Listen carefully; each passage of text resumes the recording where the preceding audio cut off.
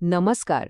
जेव्हा मल्टिपल मायलोमाचो पहिलो उपचार संपता, खोरा म्हटल्यार तेवूनसून एक नवो प्रयाण सुरू जाता. हो प्रयाण जागृतायेचो आणि माहितेन भरलेलो असताच. आयज आमी हा विशयाचेरच उलवचीम. पहिल्या उपचारा उपरांतले जिवीत कशे असता आणि जरी मायलोमा परत आयलो तर कितें करचोम. चलात हे समजून घेऊया. खरे सांगचेम झाल्यार हे ऐकतोकूच थोडे अवघड दिसता न्हय, पण हे एक वस्तुस्थिती आसा आणि ह्या सताक समजून घेऊक हे भिवपाक न्हय पण तयार रावपाक एकदम म्हत्वाचें. खरो म्हटल्यार ह्याच वेळार बरी म्हायती आणि समजिकाई सगळ्यात व्हड आधार जाता. तो पहिलो उपचार झाल्या उपरांत कितें हांगाक एक नवो अध्याय सुरू जाता. आता ध्यान नियमित देखरेखीवर असता, म्हटल्यार एक नवो नियमूच लागता. पण ही देखरेख म्हटल्यार कितें असे काय महत्वाचे हेतू असतात. पहिलम डॉक्टर लक्षणांचेर बारीक नजर दवरतात. पुढेम पहिलो उपचार कितले मेरेन यशस्वी झालो हे पळयतात.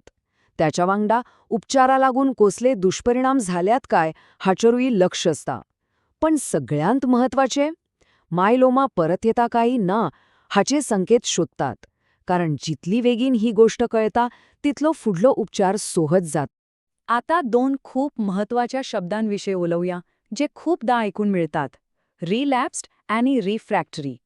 हाचो खरो अर्थ कितें? चलात ह्या दोन उतरा फाटल्यान कितें आसा तें समजून घेऊया. तर प्रश्न हो उरता, रिलॅप्स्ड आणि रिफ्रॅक्टरी मायलोमा मधला खरो फरक कितें? फरक समजून घेवप गरजेची म्हण, कारण दोन्ही परिस्थितींत उपचाराची दिशा वेगळी असून शकता.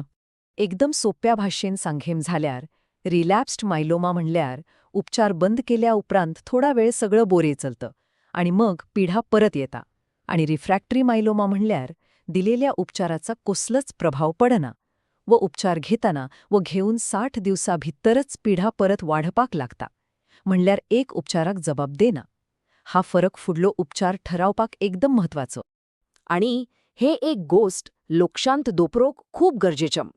साधारणपणा दोर एका रिलॅप्स उपरांत मायलोमा आनीकूय आक्रमक जावंक शकता.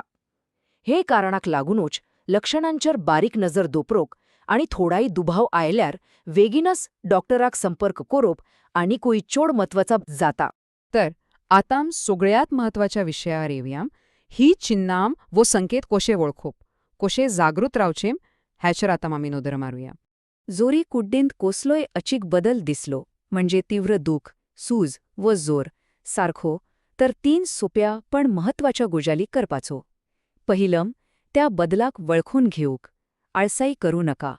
दुसरम, वेगींच रोकडेंच डॉक्टराक व क्लिनिकाक फोन करप. आणि तिसरम, कारण समजून घेवपाक फुडली तपासणी करची पडली जाल्यार त्याची मानसिक तयारी धरप. ही जागृताय खरेपणे खूप महत्वाची. आणि जोरी पिड्डा परत आयली जाल्यार भिवपाची गरज ना, कारण आता उपचाराचे अनेकोही पर्याय आहेत. तर पिड्डा परत आयल्यार पुढली वाट कशी असता ते आता पळोवया. उपचाराचे खूप प्रकार असतात, जशे ऑटोलोगस HSCT, जांतून पिडतेस्ट्रचात स्टेम सेलांचो वापर करतात. मघीर आसात CD38 इनहिबिटर्स, जे सुई मारल्यासारखे डिरेक्ट मायलोमा पेशंटचेरूच निशाण साधतात. इम्युनोमॉड्युलेटरी एजंट्स असतात, जे आपली रोगप्रतिकारक शक्ती वाढवतात. आणि प्रोटिओझोम इनहिबिटर्स ते कॅन्सर पेशंटची वाढ थांबवतात. म्हटल्यार दर एक उपचार वेगळ्या रीतीन काम करता आणि डॉक्टर पिडतेस्टाची परिस्थिती पळेव सगळ्यान बरो पर्याय विंचून काढतात. हे एक गोजाल मात्र लोक्षण धोरप गरजेचें. हेचर कसलोच एक स्टँडर्ड उपचार ना. दरेक पिड्ढेस्ताची परिस्थिती वेगळी असता. म्हणून उपचार त्याची पिढ्याची गांभीर्याई, पहिलीन कसले उपचार घेतल्यात हे सगळ्या गोजालींचेर आधारून ठरायतात. तो पूर्णपणे दरेकल्याच्या गरजेप्रमाणे असता.